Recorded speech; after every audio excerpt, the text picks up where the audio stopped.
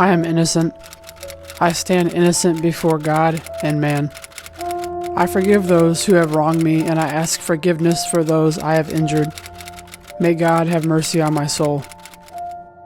Hello and welcome. My name is Netanya and this is Something from Under. Today we will be discussing the infamous case of Earle Leonard Nelson. If you like today's video, please give it a like, and if you don't want to miss out on further uploads, please also subscribe. I thank everyone in advance. Now without further introduction, let's get into today's case. Earle Leonard Nelson, the Dark Strangler.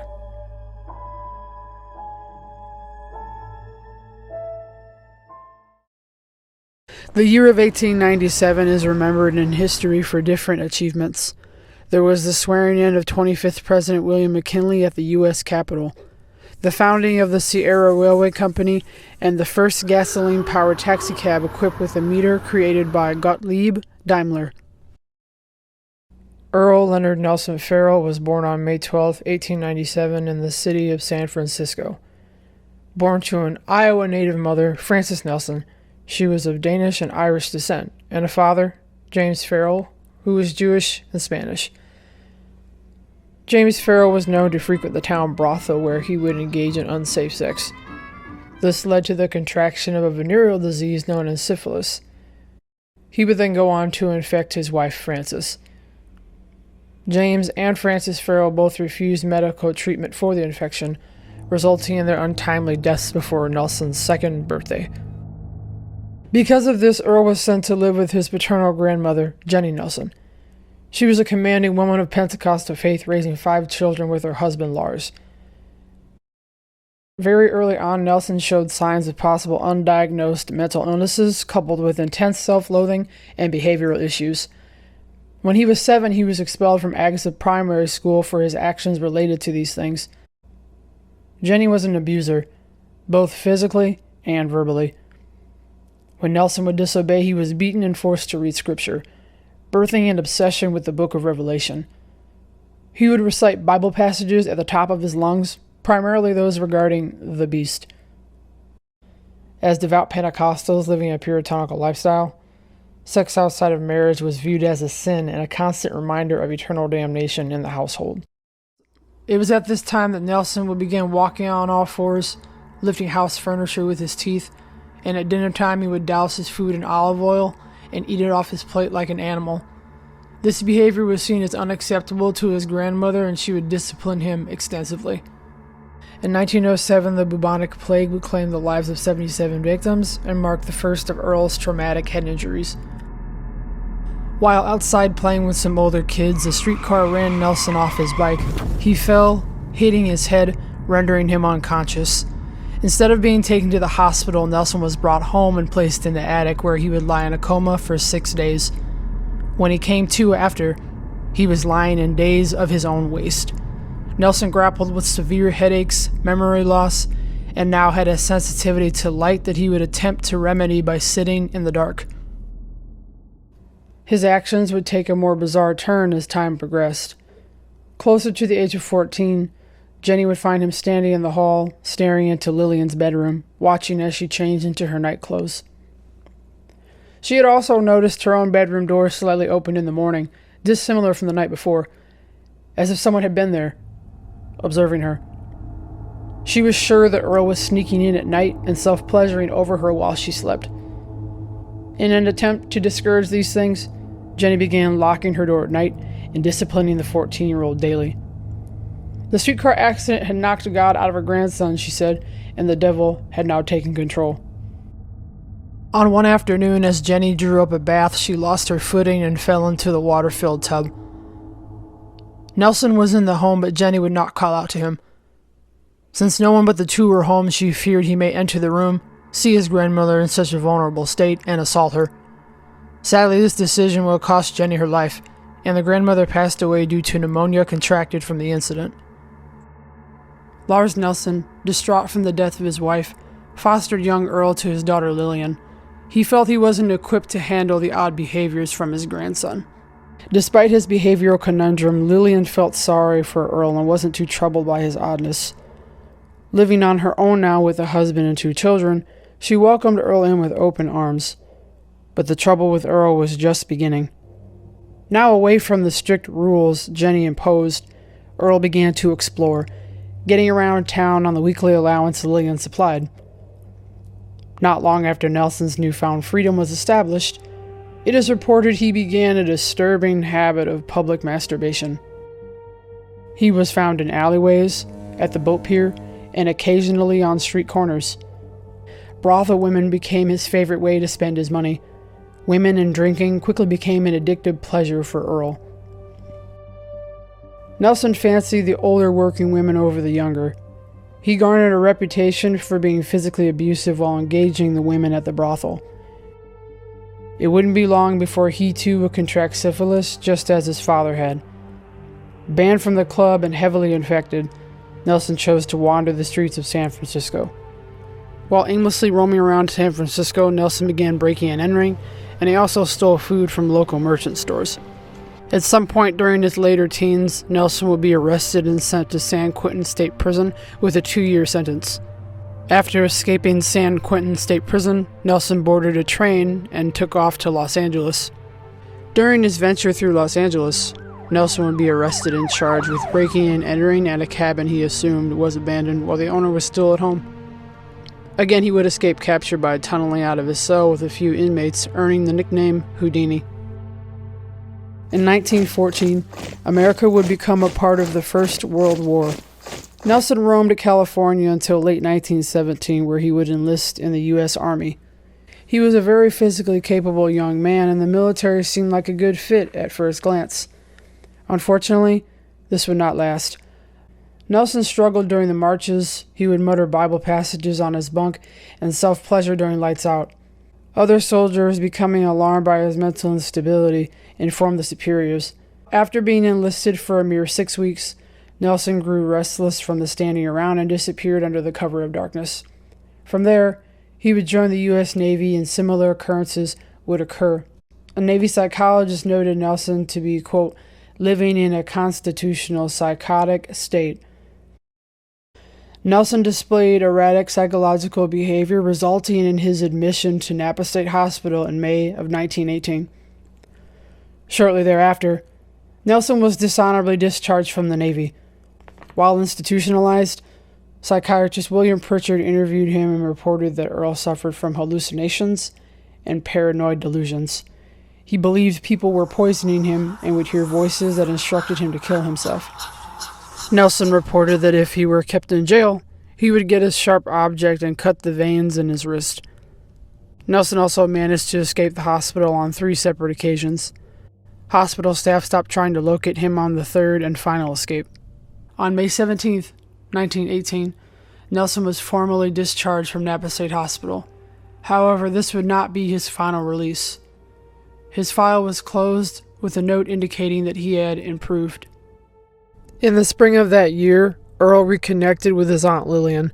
She was delighted to have him back and supplied Nelson with food, clothes, and a place to stay. Upon getting settled into his new home, Lillian arranged to get him a job at the St. Mary's Hospital. Having recently escaped the federal prison, Earle was paranoid that military officials and the police may still be searching for him. He applied for this position under the pseudonym Evan Lewis Fuller. After starting his new job, he would meet a woman that would agree to be his wife. Mary Martin was a 58-year-old Catholic woman that worked in the hospital's administrative office. Her being an elderly woman is really what drew Nelson to her. Before the two would begin dating, Earle would stand outside her workspace and stare at her. Initially, Martin found this behavior unsettling and informal. Over time, she found his actions flattering. The two would begin seeing each other away from work. Early into their relationship, Nelson asked if he could be intimate with her, to which she refused, telling him it was against her religious standards to consummate their relationship before marriage.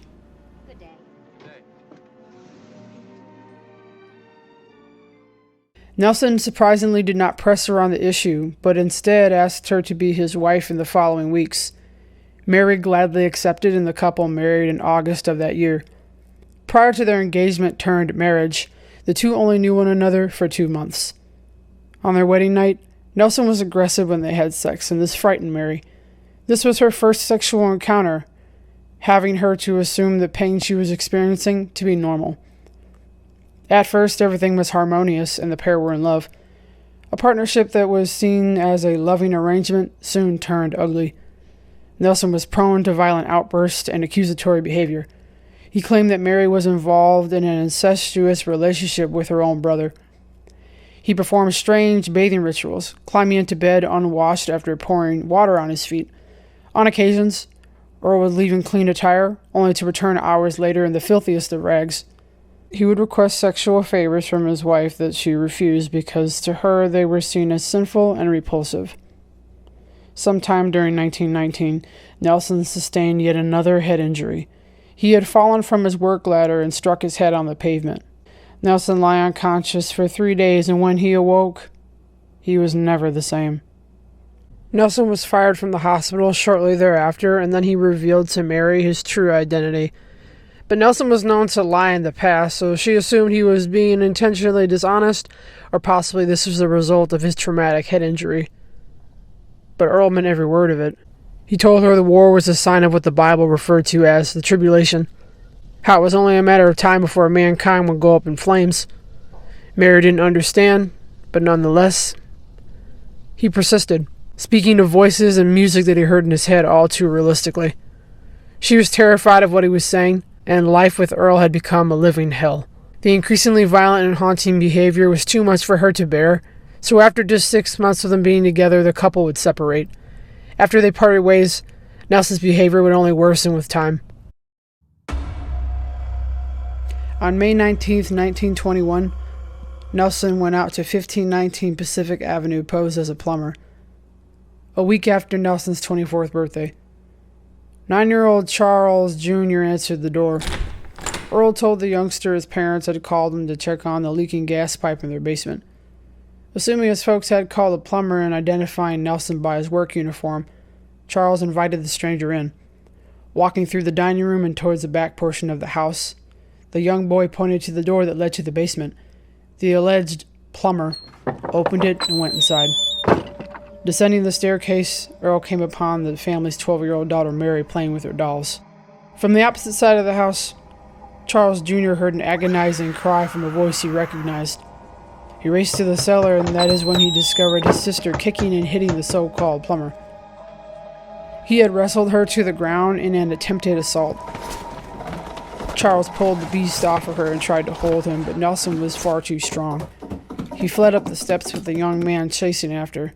Mary went to the neighbors for help as the two took off from the house. Charles managed to knock Earle to the ground several times, but it was a blow to the face that would allow Nelson to evade capture. Fortunately, someone telephoned the authorities and Nelson was arrested 2 hours later riding a trolley. When morning came, the guard went to his cell and saw that Earle had plucked each eyebrow from his face. During his incompetency hearing, Nelson was ruled incompetent to stand trial by reason of insanity. He was sent back to Napa for further treatment. Doctors said that Earle was both psychotic and suffering from nomadic dementia. Nomadic dementia is a certain type of dementia where protein deposits build up in one's brain. It can result in cognitive deterioration similar to Alzheimer's, irregular motor symptoms like visual hallucinations, and ever-changing alertness. Staff were instructed to keep a close eye on him. He was kept isolated, and when outside he wore shackles to discourage an escape attempt. Over time, Earle seemed to be improving, so a psychiatrist gave him more outside time as a reward for his progress. Sometime after the change in his supervision, Nelson escaped and wound up at the front door of his Aunt Lillian's home. Lillian and the kids were preparing for bed when he arrived. She recalls noticing a figure, a man's figure wearing an ugly hat through the window. He stood there staring with an unsettling gaze. It took Lillian a moment to register who was at her window so late at night, but sure enough, it had been Earle. Lillian was hesitant to let him in after hearing word of what had happened to the Summers daughter. Reluctantly, she let him in, but only for a moment. He was to warm up, take some of her husband's clothes, and leave at once. Nelson agreed, kissing her goodbye and hurrying out the front door. Lillian watched as Earle disappeared into the night. After 2 days of searching, the police were able to locate Earle. he had been wandering San Francisco. Recaptured, he was sent back to Napa State Hospital for a third time. This time, he was handled more severely. With there not being any shred of evidence on the treatment that Nelson received during his readmission, it's safe to assume that he may have experienced a certain form of abuse. Things like tanking, shock therapy, and possible assault. It's reported that Earle had escaped again on 2 separate occasions until his official release in 1925. The real issue of Earle Nelson was overlooked and thus enabled the reaper of the most ruthless sort to emerge from the shadows of California, terrorizing all North America for a period of 20 months.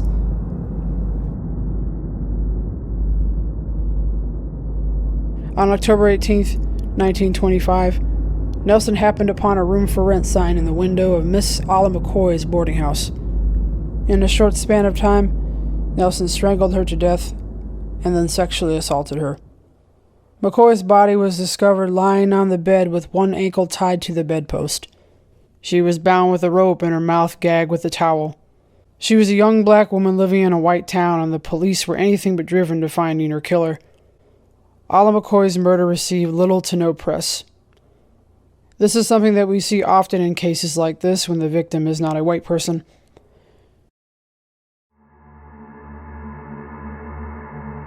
Still in Philadelphia, Earle murdered dressmaker Mary Murray on November 7, 1925. Operating under the same MO, Nelson attacked her violently in the parlor of her boarding house on 1811 North Judson Street. It was confirmed not only that she had been sexually assaulted post-mortem, but also she had fought her killer viciously. Her arms and legs were riddled with scratches, cuts, and bruises. Her lifeless body was found in one of the bedrooms, bound with strips of torn cloth and a big blue handkerchief tied so tightly over her mouth it seemed to scream. Another blue handkerchief was fastened at the ankles. Murray was only 30 years old at the time of her murder.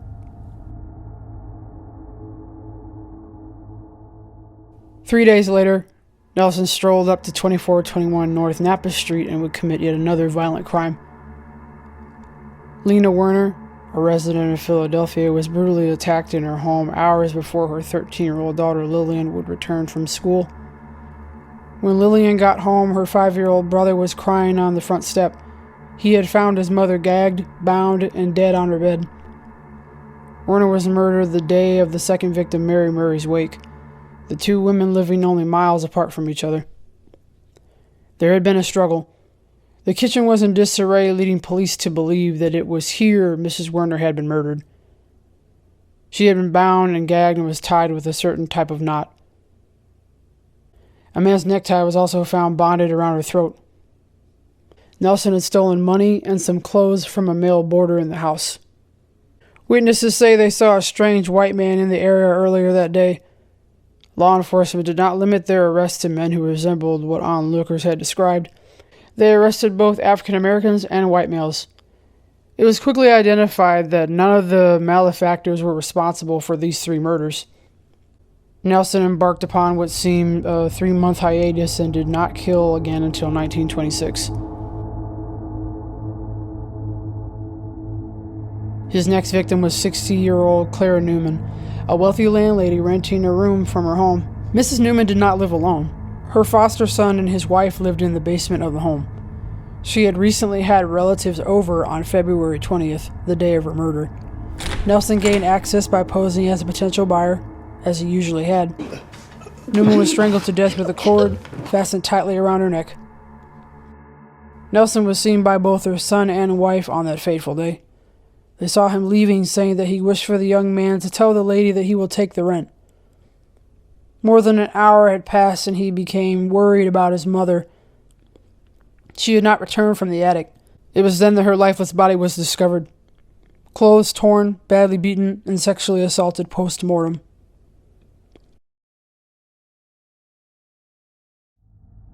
California's second murder victim was Mrs. Laura Beale, a wealthy 63-year-old woman with strong Christian faith. Beale was a church worker and a leader of the Christian Women's Temperance Union. On March 2, 1926, Beale was found deceased on the bed of the apartment she was renting out of the Deer Park Apartments, a building her husband owned. Nelson roped the silk cord from her dress around her throat so tightly that it embedded in her skin. It was wrapped twice, tied, wrapped twice, and tied again. The coroner confirmed that she too had been sexually assaulted after death. Earle made attempts on several other women in March of 1926, all of which survived. D.L. Currier was attacked by Nelson. He stuffed a handkerchief into her mouth and tore a portion of her dress off and strangled her with it. She fell unconscious but awoke hours later to find her attacker gone. E.R. Vickers' survival was both the same and equally fortunate. Nelson forced a handkerchief down her throat and choked her with his hands until she stopped moving. When she came to, like Currier, the man had fled. On the same day, Nelson attempted to strangle and assault Elsie Alert, a young woman in San Jose, but ultimately failed. He fled the scene before police had arrived. Another young lady named Edna Martano was accosted by Nelson in the early evening of March 13th. Witnesses spotted him and reported it to police. The youngest survivor of them all was 21-year-old Regina Berkshire. She was ambushed after seeing the stranger a second time lurking near her home. She bit, kicked, and scratched at Nelson after he had scaled an 8-foot fence to access her backyard. Berkshire managed to break free and ran to the safety of her home. The following day, in the early morning hours, a man appeared in her backyard, same as yesterday. Berkshire ran to get her husband and tell him about the trespasser. Charles Berkshire grabbed his rifle and searched for the man, but was unable to find him. Later that day, after her husband left for work, Nelson would return to the home and attack her.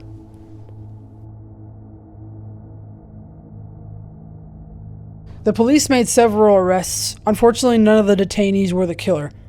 Nelson's third victim was 63-year-old Lily St. Mary of San Francisco. She was on her way out when a man approached her inquiring about the rent sign in her window. Nelson strangled her to death. He sat on her chest and crushed her ribs, which pierced her lungs and heart.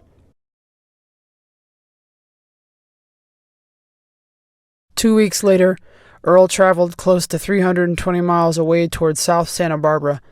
There he strangled and sexually assaulted 53-year-old Ollie Russell. A guest heard a bedboard repeatedly smacking the wall a few rooms down. Looking through the keyhole, he saw a man engaged in a scuffle with a woman. He could not see the man's face, only that his clothes were dirty and his hat on the bedpost. Embarrassed by what he had just witnessed, the man moved quickly, returning to his apartment.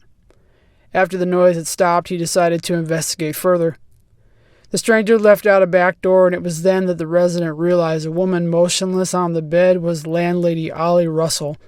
In a state of horror, he immediately raced to get help, returning with her husband who had keys to the room. The two men entered and found that she had no pulse. Her husband called the police and they arrived swiftly. It was confirmed that she had been violently strangled and sexually assaulted post-mortem. 2 months later, on August 16th, 52-year-old Mary Nisbet was found deceased by her husband. Nelson had strangled her with a towel and left her body on the bathroom floor in a vacant apartment. She had been strangled, then sexually assaulted. Nisbet's husband was to blame for her murder, but it was soon discovered that he had an alibi and was ruled out as a suspect. Witnesses told law enforcement that they had seen a smiling stranger roaming around the building in the early morning hours. Other witnesses described him as a dark and stocky man with long arms and large hands. Newspapers began referring to him as the Dark Strangler, the Gorilla Man, and/or the Gorilla Killer. In the fall of 1926, Earle traveled to Portland, Oregon. It was in this state where he would strangle and sexually assault a 35-year-old woman by the name of Beta Withers. Her lifeless body was discovered by her teenage son when he returned home from school. She had been stuffed beneath clothing inside a steamer trunk in the attic of her home. Nelson had stolen all of her undergarments and stockings before disappearing. 59-year-old landlady Virginia Grant was murdered the following afternoon. Similar to Mrs. Withers, Nelson made an attempt to conceal Grant's body by packing her behind the furnace in the basement. When police arrived on the scene, they were sure this was another Dark Strangler killing. Grant had been sexually assaulted post-mortem and was missing both her earrings and ring.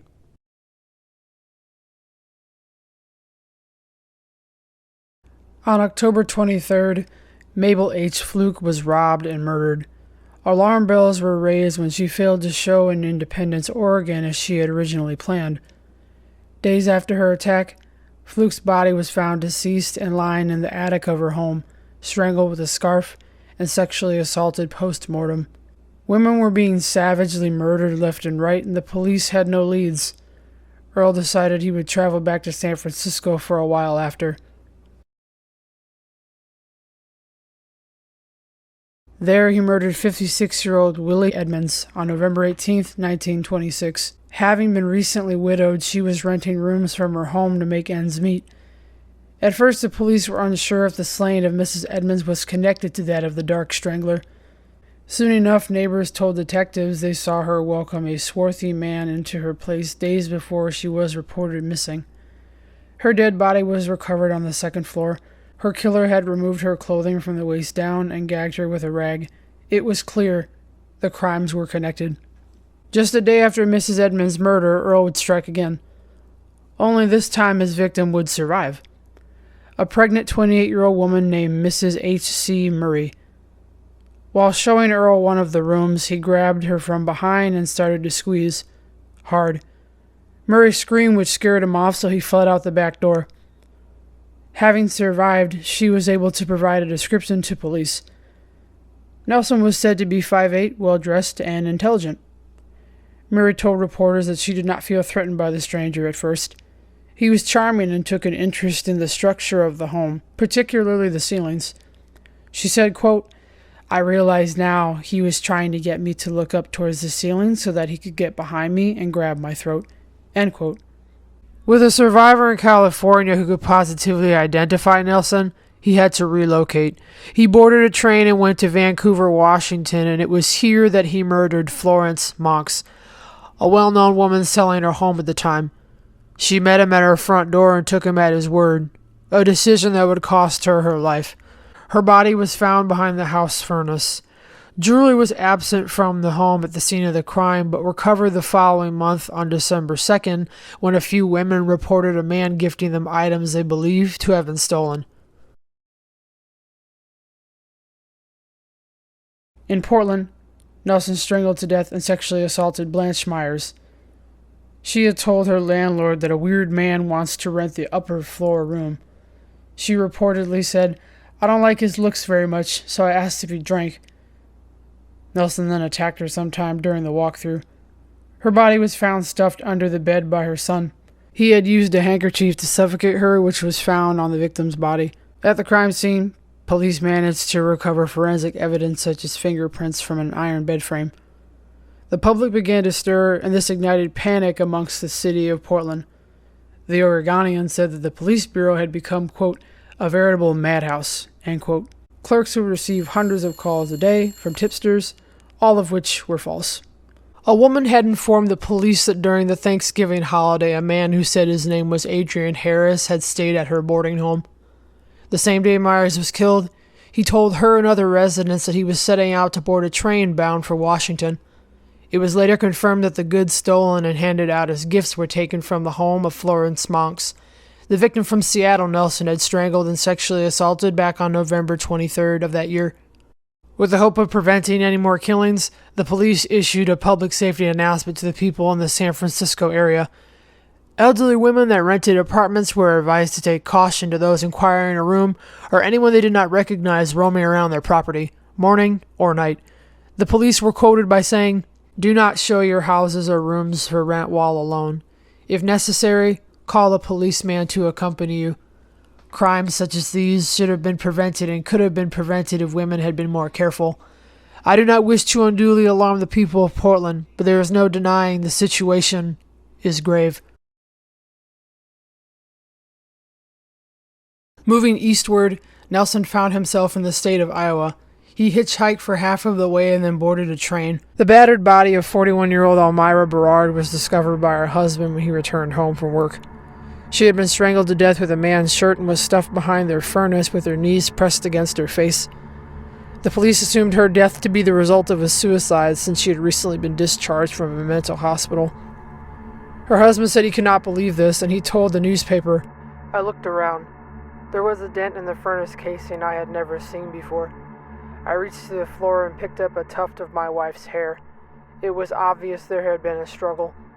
I looked further and found the body of my wife crammed behind the furnace. It was jammed so that the knees touched the face. One of my shirts was twisted around her neck. The body was partly covered by other clothing I grabbed away. After the comments from her husband to the newspaper and the medical examiner's report, the police confirmed that this was another victim of the Dark Strangler. On December 27th, 2 days after Christmas, 23-year-old Bonnie Pace had been strangled to death. Her husband found her in an upstairs bedroom after returning home from work. 28-year-old Germania Harpin and her 8-month-old son Robert were attacked and murdered in their family home by Nelson. While she and her attacker made conversation about a room she had available, Earle took a mop handle and struck her in the head with it. He proceeded to then drag her body up to one of the second-floor rooms where he would strangle her to death and sexually assault her post-mortem. After he was done with her, he went down to the main floor and found her son laying in the crib. He strangled her son to death with a diaper.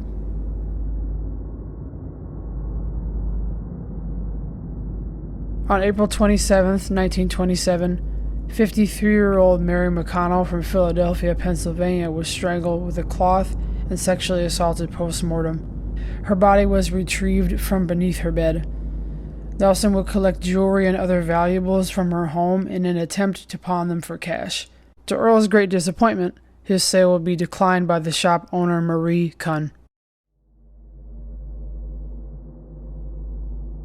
On May 27th, approximately 29 days before Earle's last attack, he was now in Buffalo, New York. Nelson took a room there under the assumed name Charles Harrison. 3 days had passed, and it was only then when the body of landlady Jenny Randolph was discovered, strangled and sexually assaulted post-mortem. Nelson had spent the previous evening sitting with Mrs. Randolph speaking about religion for hours. Jenny's body was severely beaten and stuffed beneath the bed in the home. Gideon Gillette, Randolph's brother, and a resident named Fred Merritt had both met Mr. Harrison when he had stayed there, describing Earle as a 33-year-old man with a stocky build, dark complexion, and black hair slicked straight back. Fred Merritt would later make a positive identification upon Nelson's arrest in 1927. On June 1st, the bodies of both Fannie Mae and Maureen Oswald were discovered by a rent collector. They had both been strangled to death with an electrical wire. May and Oswald appeared to have been separately attacked and were left in separate rooms on the upper floor of the boarding house. Oswald had recently been divorced, so naturally her husband was assumed as the suspect, but it was soon discovered that he had been in England during the time of the slayings. Although neither of the women were specifically hidden, they were not found until June 5th, 4 days after the murder. May was 53 and Oswald was 29 years old.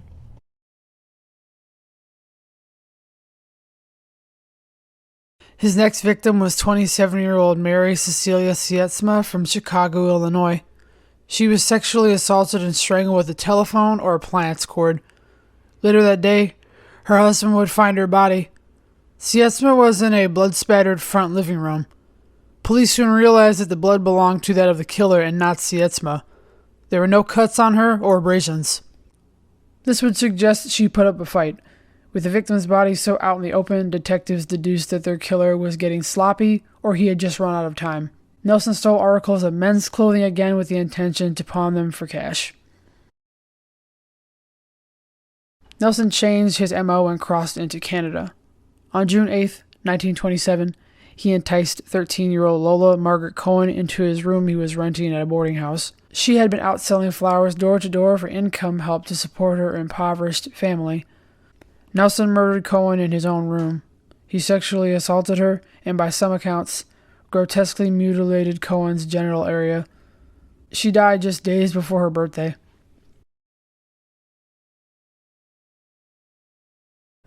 Emily F. Patterson would be Earle Nelson's final murder victim. On June 10, 1927, at 100 Riverton Avenue, Winnipeg, Manitoba, Patterson met him and invited him into her home to talk about the Bible. Earle clubbed her in the head with a claw hammer, strangled her till she was dead, and then sexually assaulted her post-mortem. Like Cohen, Patterson was just days away from her 28th birthday, a birthday she would never get to celebrate. Nelson discarded her on the floor near a doorway and ransacked the house. Missing from the home was a whipcord suit, Patterson's gold wedding ring, the family Bible, and $70 and $10 bills noted by investigators. The knife suspected as the murder weapon for both May and Oswald was recovered at Patterson's residence. The day after Patterson's murder, Earle found a buyer for the gold wedding ring he had stolen. A store owner named Fred England gave him $3.50 for it. The men's clothing that Nelson had made off with was recovered at a local second-hand store. A barber whose business was adjacent from the second-hand store told investigators he had given Nelson a haircut the afternoon of June 10th, just 2 days after Lola Cohen had vanished. He noticed what looked like dried blood on his client's head in addition to scratch marks. When he asked the man about them, he reportedly grew upset and instructed him not to touch them. During a citywide search of boarding houses in Winnipeg, the police located the last place Earle had stayed. Upon entry, authorities found the decomposed body of Lola Cohen hidden under the bed. Winnipeg had posted a $1,500 reward, asking that anyone come forward with information on the criminal degenerate responsible. The posted reward caused a panic between both townfolk and merchant owners alike. Many people began giving false accounts to Earle Nelson's whereabouts. A motorist claimed to have given Nelson a ride from Emerson to Winnipeg on the day of Cohen's disappearance. Under the assumption that Nelson had escaped back to the United States, Canadian officers sent depictions of him to police stations and post offices in the following days. On June 16th, Killarney, Manitoba police arrested Earle under the pseudonym Virgil Wilson for the murders of Cohen and Patterson. Nelson had other plans and made a quick escape, running down nearby train tracks. The Dark Strangler was stopped and recaptured by some 1,000 farmers and a trainload of armed guards from Winnipeg. He was found hunkered beneath some underbrush near Killarney after more than 12 hours of searching. Nelson surrendered without incident. He was taken to the Winnipeg police station and instructed to write down his name, place of birth, and year of birth. There was some confusion in the media, at first assuming authorities had captured the wrong man. The newspapers stating his name was Adrian Harris, Farrell, Randolph, and a number of others. Nearly 4,000 people lined up outside the police station to get a glimpse of the killer. Nelson's trial for the Canadian murder of Emily Patterson began on November 1st, 1927. There were more than 50 witnesses called to take the stand, including that of his Aunt Lillian and his ex-wife, Mary Martin. In the ensuing days that followed his trial, Nelson resented the way the guards treated him in comparison to the way city police had. He said, "I have high ideals, good character, and I am innocent of these crimes." Adding to this, he said the murders were God's will. Nelson also did not particularly like the death cell that he was placed in while awaiting conviction. It was the first time a prisoner had yet to be convicted and had been kept in one. Officials had guards outside his cell around the clock in fear of him being lynched by an angry mob. The jail guard who oversaw Nelson throughout his trial noted that he had become very fond of a certain biblical passage from the book of Proverbs. It read, "My son, give me thine heart, and let thine eyes observe my ways. For a whore is a deep ditch, and a woman is a narrow pit. She also lieth and waiteth for prey, and increaseth the transgressors among men." On November 5th, 1927, it took the jury only 40 minutes to agree on a guilty verdict, resulting in a mandatory death sentence. As far as Lola Cohen's case, he was never tried. When asked if he would like to make a statement, Nelson responded in a nonchalant tone, "No, not that I know of." In late December, Nelson's attorney submitted a 30-page document to Minister of Justice Ernest Lapointe, petitioning for clemency on the grounds that Nelson was insane and that his family history had been improperly presented to the jury via the news. Despite this attempt to spare his life, the appeal was denied. He would hang for the murder of Patterson. Nelson was not charged with any of the murders from the United States and maintained his innocence up until his death. Nelson sat on death row for only 69 days. January 13th, 1928, almost 2 weeks into a new year, Nelson was executed at 7:30 a.m. at the Vaughan Street Jail, Winnipeg, Manitoba.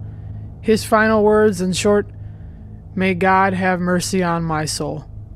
The hangman's calculation for Nelson's weight and the length of the drop was incorrect. The drop was too short, resulting in a prolonged death by asphyxiation. Historical accounts also state that Nelson lived for several minutes after the trapdoor was sprung. His body was then shipped back to San Francisco, California, where he would be buried somewhere in an unmarked grave. Earle Nelson's crimes have been seen as the first serial murderers in the U.S., rounding out both national and international media coverage. His some 20-plus victims remained as a record high for the U.S. until serial killer Don Corll, the Candyman, in 1970. In popular culture, Nelson's murder is a partial inspiration for the 1943 Alfred Hitchcock movie Shadow of a Doubt, a story about a serial murderer, the Merry Widow Murderer, played by Joseph Cotton, who preys upon elderly women. Several published books discuss the life, crimes, and execution of Earle Nelson. For example, Bastille, The Savage Trail of an American Monster, published in 2003 by Pocket Star Books. The most recent published reading is 31 Murders Following the Trail of a Serial Sex Killer Earle Nelson by Alvin A.J. Esau, published in February of 2024. If you made it to the end of the video, I want to thank you for watching.